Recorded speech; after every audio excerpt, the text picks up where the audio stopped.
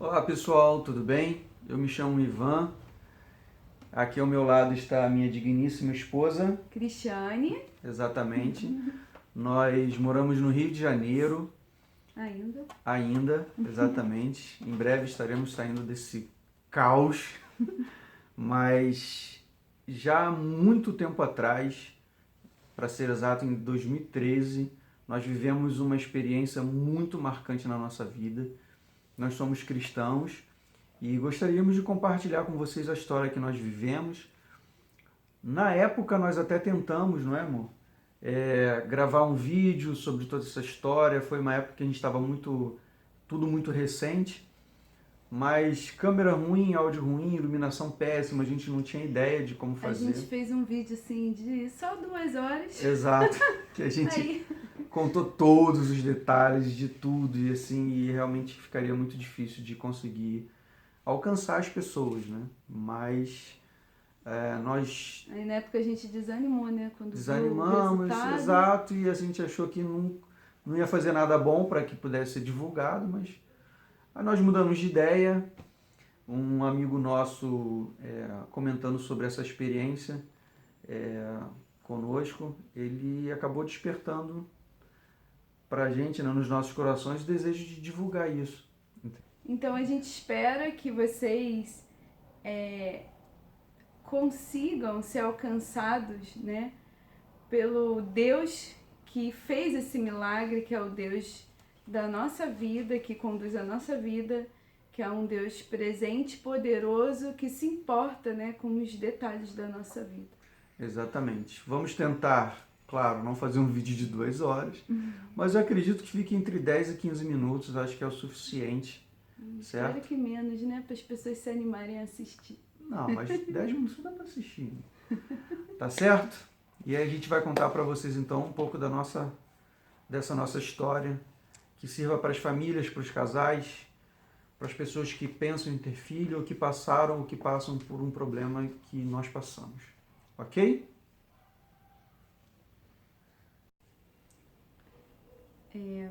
Eu amo histórias de milagre, né? Desde pequenininha eu sempre gostei de ouvir histórias de milagre, de milagres assim incríveis, e eu nunca imaginei que eu poderia fazer parte de uma história assim de uma forma tão direta, sendo quase a protagonista principal, né?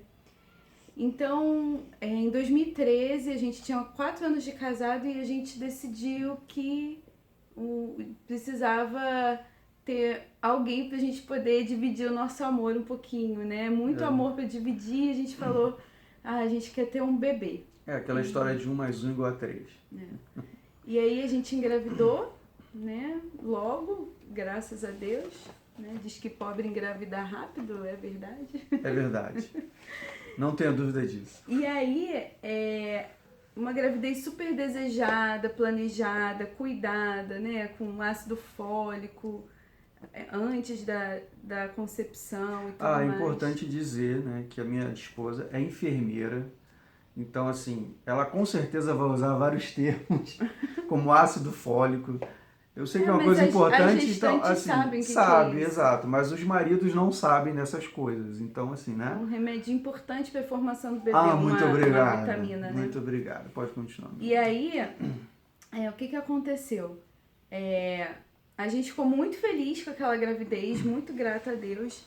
Só que quando eu tava com 22 semanas de gravidez, mais ou menos uns 6 meses de gravidez, né, que a gente vai fazer a ultrassonografia morfológica, a gente descobriu 2 probleminhas que a nossa filha tinha, né? A gente já sabia que era uma menina na época, ainda não tínhamos definido o nome, mas ela tinha um cisto no do plexo coroide, que é uma região do cérebro, e ela tinha um cordão que faltava... Cordão umbilical, né? um cordão umbilical que faltava uma artéria, né? Então, para ter 3 vasos, 2 artérias e uma veia, e só tinha uma artéria e uma veia. Isso já demonstrava a possibilidade dela ter alguma síndrome genética, né? algum problema. E a mais provável era uma síndrome de Edwards, que causa uma série de problemas no bebê, malformação cardíaca, malformação do sistema gastrointestinal, né? A criança geralmente não consegue nem se alimentar, sugar, nada disso. E tem uma estimativa de vida muito curta, de uma média de 2 anos, né? Ou, assim, acho que quando chega a 2 anos já é muito. Mas tem algumas crianças que ainda conseguem sobreviver mais tempo. E de uma vida muito sofrida, Mas né? uma vida, assim, na cama, né? Uma criança que é totalmente dependente, né? Com uma série de problemas. Então, ali, quando a gente levou esse exame para o médico, né? Eu já, quando eu fiz a ultrassonografia, eu já comecei a chorar, porque eu já tinha uma ideia, assim, dos problemas. E aí eu fiquei, assim, arrasada, né, já. E aí o médico indicou a gente fazer uma amniocentese, que é um exame que você faz uma punção com uma agulha para colher um pouco do líquido amniótico e examinar esse líquido. Punção na barriga mesmo. Uma diretamente agulha, na barriga. 7, 8 centímetros, uma agulha bem grande assim, para furar a barriga da sua esposa. Fura a barriga, fura o útero para colher líquido, para fazer um teste, né? A amniocentese, né? Esse exame, ele tem um risco de perda fetal e ele consegue detectar ali, fazer um mapa dos cromossomos para ver se tem ou não tem a síndrome. Mas isso não afetaria em nada a melhoria de vida para a criança, só para saber se teria ou não a síndrome, né? E como a gente havia decidido que não iria abortar, que a gente não iria interromper a gravidez, na verdade já passaria de um aborto, né, a fase, mas que a gente não iria interromper aquela gravidez, a gente decidiu não fazer. Então, assim, ele mandou a gente para um especialista em medicina fetal aqui no Rio, um cara que é bem renomado. Ele examinou de novo, fez uma nova ultrassonografia morfológica. Dentre os problemas ali, ele começou a suspeitar também de um encurtamento do fêmur, que é quando o bebê não tem um crescimento bom, né? Indicando, mais uma vez, que podia corroborar mesmo com uma síndrome, né? Então, isso já eram três coisas. Só que assim, ele não deu muita atenção a isso. Ele falou, não, isso aí pode não ser nada, vamos acompanhar. Aí ele indicou pra gente fazer um exame que a sigla é NIPT, até esqueci cada palavra do que significa. Mas assim, é um exame que faz no sangue materno para detectar as células do feto ali. Só que assim, é um exame que não é diagnóstico, ele não dá tanta certeza quanto a amniocentese. Mas se não tivesse mais nenhuma alteração em nenhum outro exame, seria um exame assim, confiável para descartar a hipótese de síndrome ou não, né? De aproximar da hipótese de ter a síndrome. Como era um exame menos invasivo, a gente decidiu fazer. Só fazia na época fora do Brasil. Não sei nem se hoje faz mais. Na época eram R$2.000, né? Há 6 anos atrás era uma grana. Se hoje é uma grana, na época então... Mas a gente estava tão desesperado que a gente decidiu fazer mesmo assim, para ver se conseguia ter uma gravidez mais tranquila, porque eu já estava muito preocupada. Só que aí ele pediu para eu fazer um exame do coração do bebê, né? E aí eu fui fazer com uma médica também muito boa, e aí apareceu lá uma comunicação entre os ventrículos, que é uma parte do coração onde não deveria ter comunicação. A sigla é CIV, né?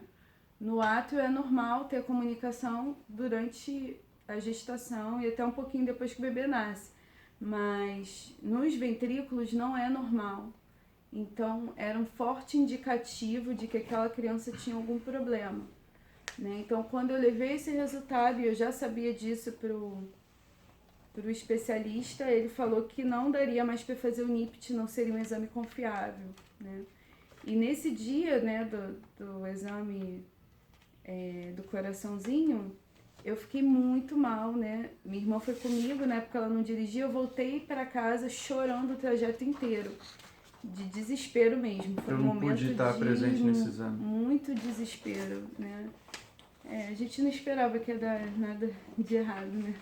Pois é. A gente estava muito confiante, pedindo muito a Deus para serem só coincidências, né? E infelizmente naquele dia a gente viu que não eram só coincidências, que alguma coisa indicava realmente um problema muito sério. E aí você começa a pesquisar na internet sobre esse tipo de síndrome, né? E aí você pesquisa síndrome de Ehlers e você vê o testemunho de pessoas, crianças, fotos de crianças, relatos e tal, e a sua cabeça vira de cabeça para baixo. E você fica desesperado e você não sabe como vai lidar com aquilo. Acho que ninguém sabe como lidar com isso, a não ser quando vive.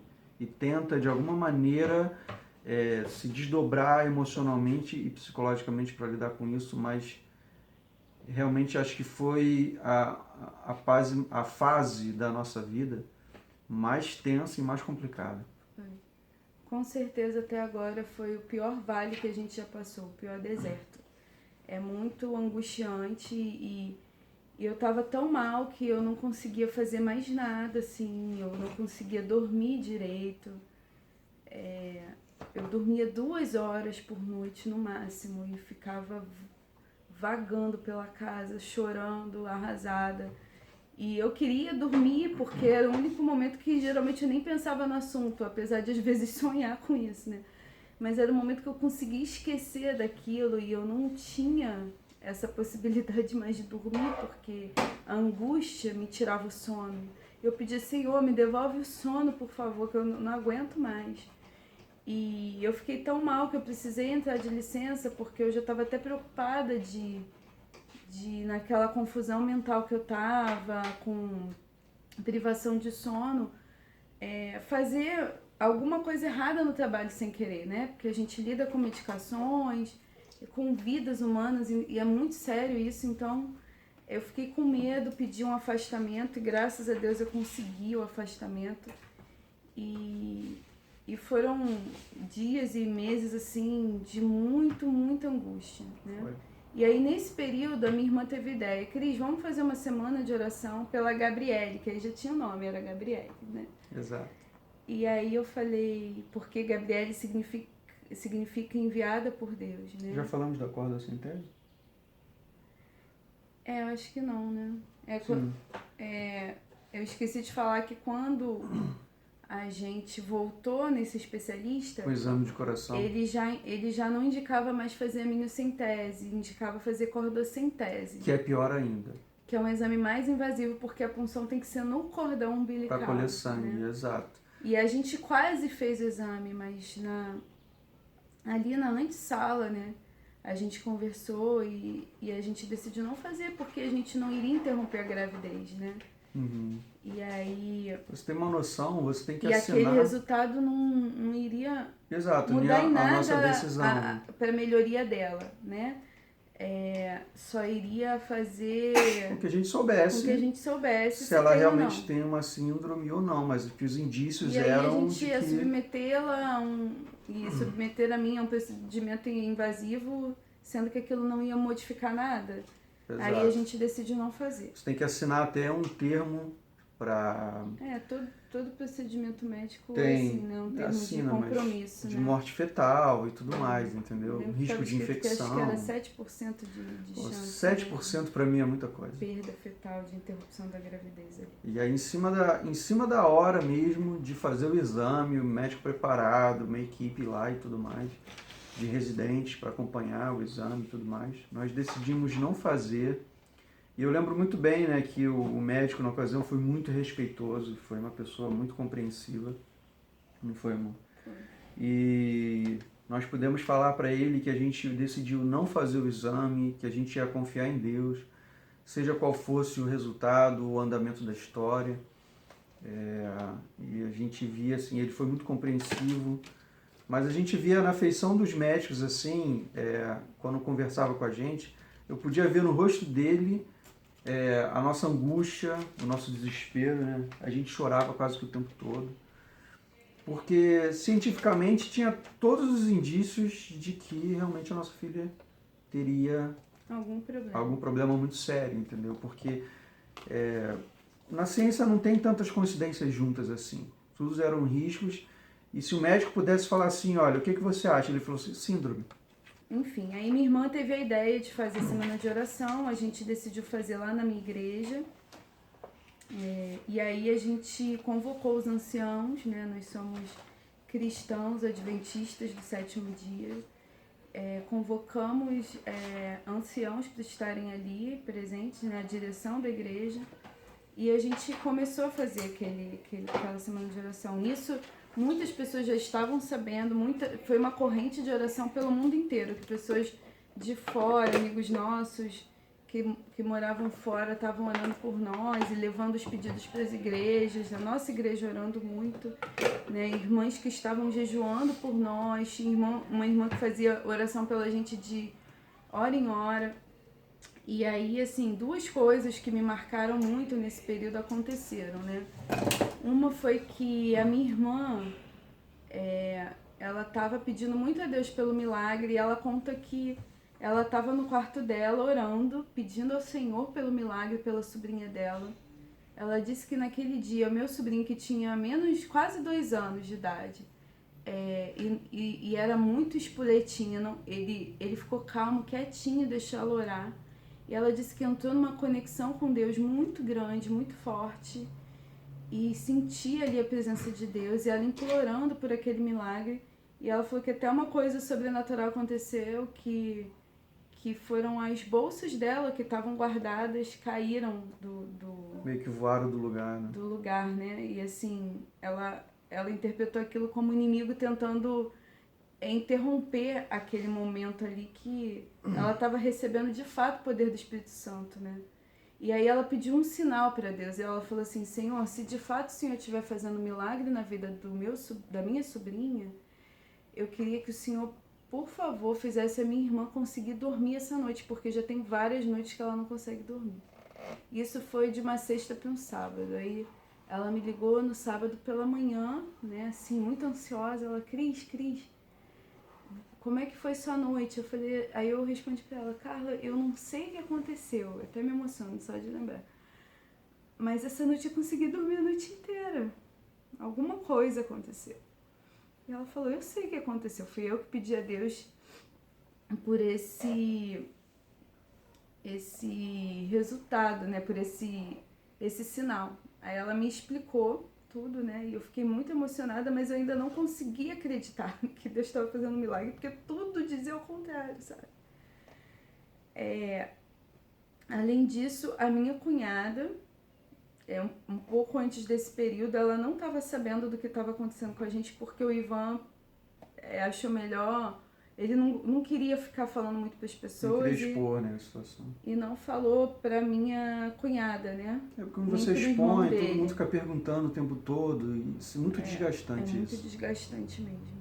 A gente até teve problemas assim com algumas pessoas que eu me isolava, as pessoas não conseguiam entender por quê, mas assim, só quem passa mesmo sabe como vai lidar com aquilo. Aí eu sei que a minha cunhada ligou num sábado também e falou com o Ivan que tinha tido um sonho, que tinha uma relação comigo, com o Ivan, que ela não sabia exatamente o que era, mas que era em relação ao nascimento de uma criança, e que todo mundo estava ali ansioso para saber se a criança ia nascer bem, e no final a criança nascia bem. Sim.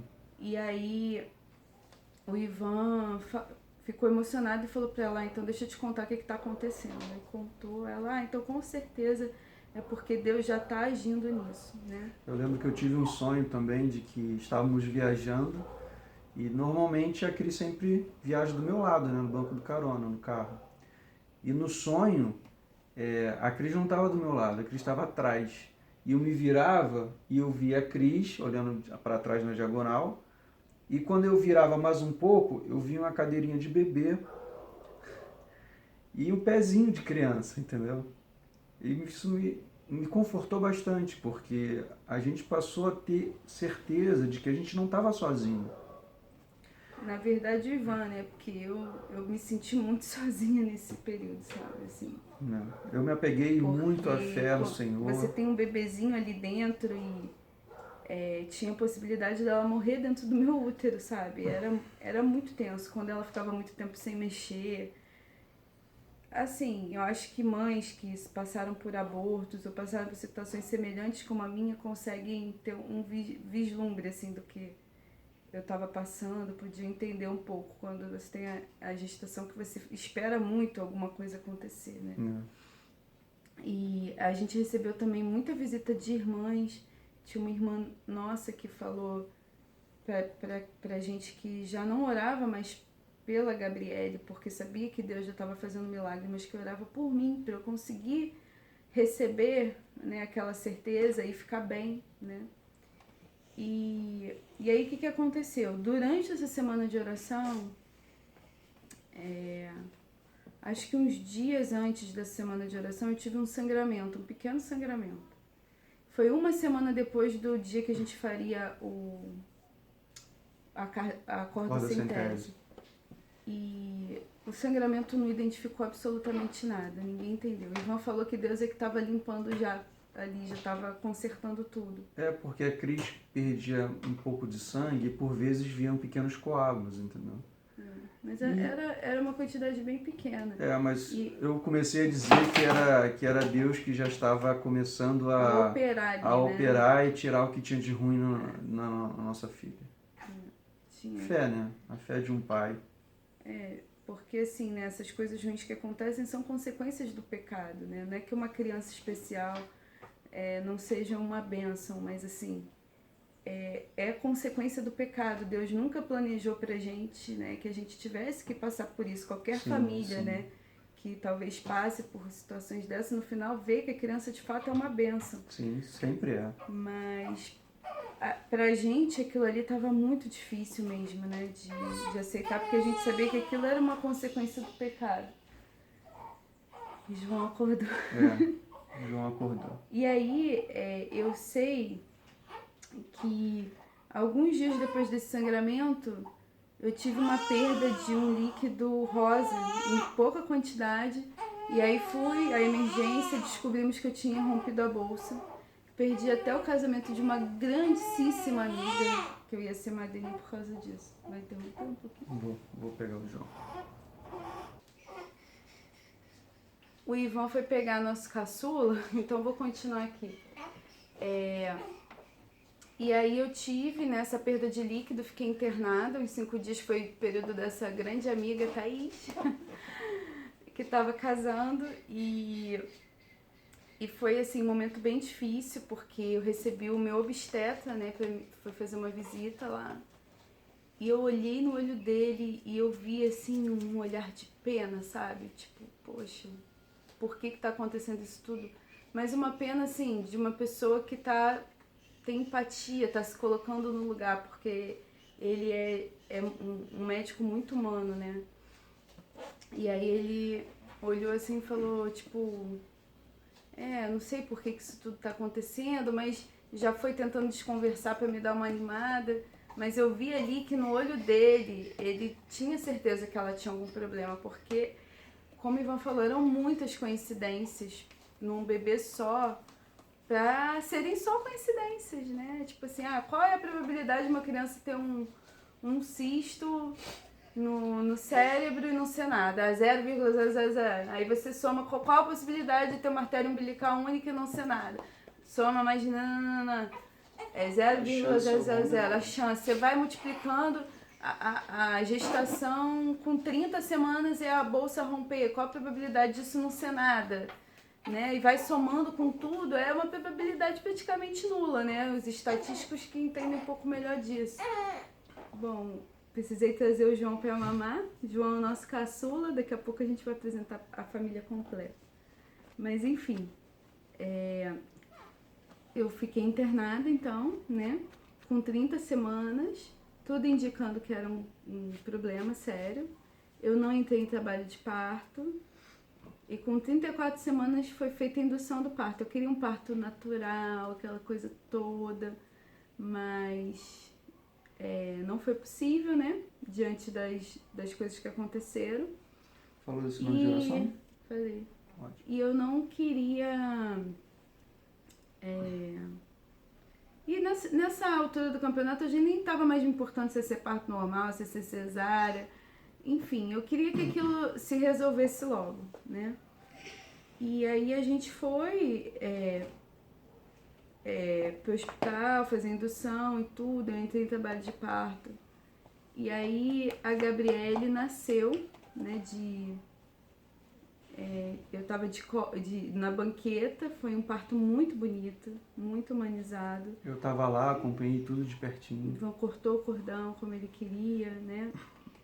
E ela chorou logo ao nascer. Ivan disse que ela, de azulzinha, passou para rosinha em um segundo, né? Em menos de um segundo. A sala de parto estava bem cheia, tinha muitos residentes até, porque ia nascer uma criança com síndrome de Edwards, entendeu? Eu não sabia que tinha residente ali, porque assim, naquela hora eu já estava na Partolândia, não lembro de muitos detalhes não, né? Enfim, e ela nasceu perfeita, Sim, né? foi. Aí a médica olhou e falou assim, ela parece que não tem nada, né? Ela, como tinha 34 semanas, ela precisou internar porque ela não conseguiu... Dá pausa, gente. Interfone. Como ela nasceu com 34 semanas, ela não conseguiu sugar bem ali. Aliás, fez primeiro uma hipoglicemia, quando o açúcar está baixo no sangue, não conseguiu sugar o leitinho que eles deram, precisou internar.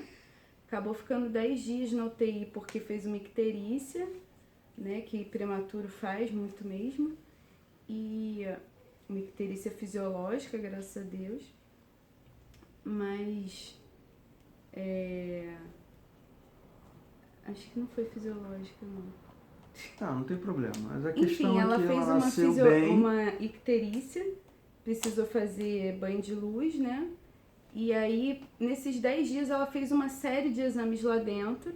Sim, que aí começou as notícias das nossas vitórias, né? Exatamente. Teve uma noite que a gente estava lá internada, eu estava internada ainda, e aí ligaram pra gente, né? O Ivan tinha me falado, Cris, a gente vai ver o mar vermelho se abrindo na nossa frente, vida. isso. E aí ligaram pra gente informando que tinha sido feito a ecocardiografia, o exame do coração, e que ela não tinha nada, tava A perfeito CIV, o aquele coração. buraquinho no coração, simplesmente sumiu.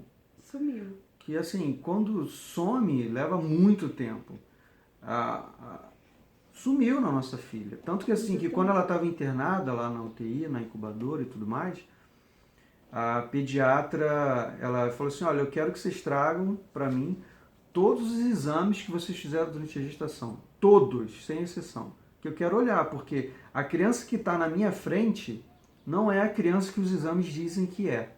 É outra criança. Que a gente esperava, né? Exato. Porque, a gente estava esperando receber uma criança e nasceu outra. Depois falou com uma técnica de enfermagem que ela estava naquela noite que a Gabriele nasceu, ela falou, a gente estava esperando uma criança com síndrome. Quando eu vi, eu falei, essa criança não tem nada. Com dificuldade de Então, respirar. estava ali todo mundo esperando Exato. por uma criança com síndrome de Edwards ou alguma outra síndrome.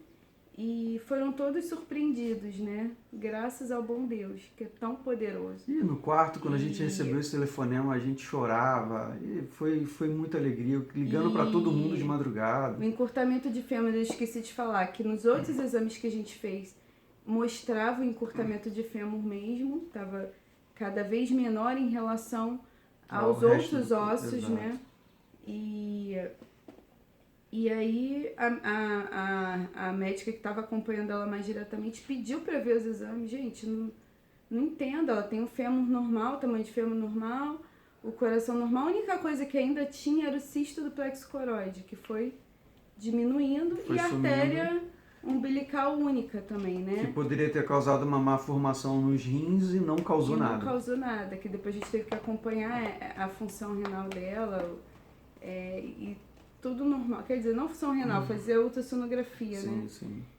E tudo normal, graças a Deus. Ou seja, o pesadelo se transformou num sonho. Um sonho, num milagre. Exato. Hoje a gente acorda todo dia com um milagre em casa, né, Ivan? Vem cá, Milagre. Pra não deixar a gente esquecer Vem do cá, Deus Milagre. poderoso Ela que tá a com gente vergonha. serve. Onde você vai, menina? Já vai Ela quer fazer- pegar a família completa. Já vai fazer 6 anos. Sim.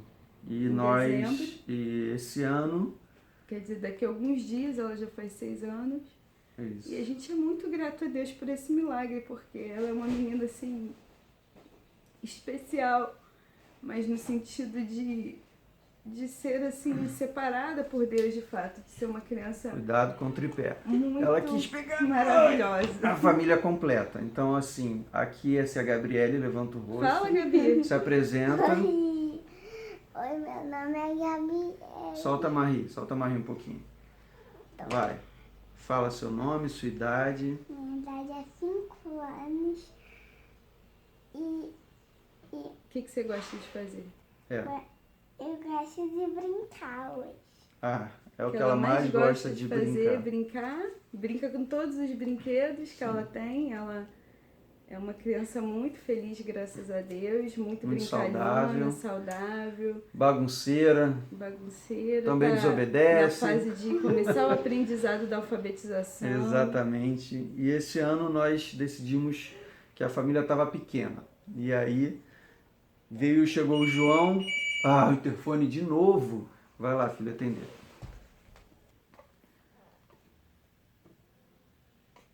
Bom, voltamos e agora com a família completa. Tá o João aqui, entendeu? Interrompeu o almoço dele para ele aparecer um pouquinho. Mas a Maria, o nome dela é Marie. A Maria é a nossa É, a gatinha, gatinha. entendeu?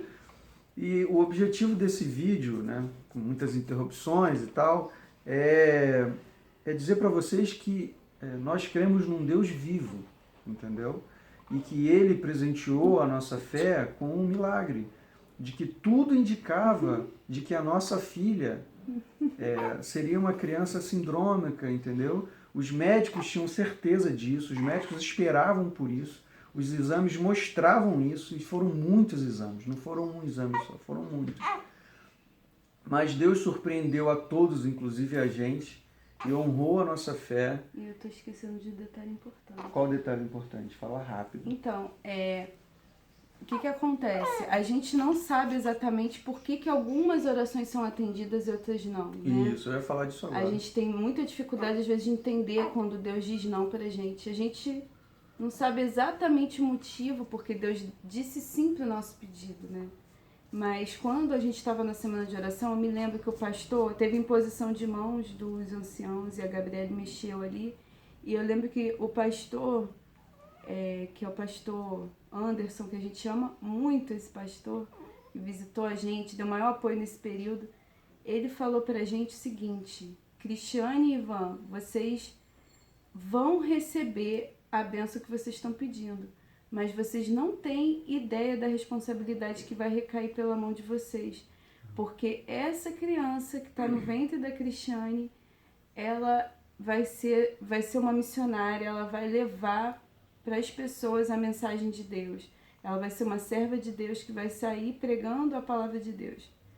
Eu lembro muito bem dele falar isso, sabe? De fato, eu não sabia que responsabilidade era aquela, porque a gente não se prepara para ser mãe, muito menos para preparar uma missionária, né?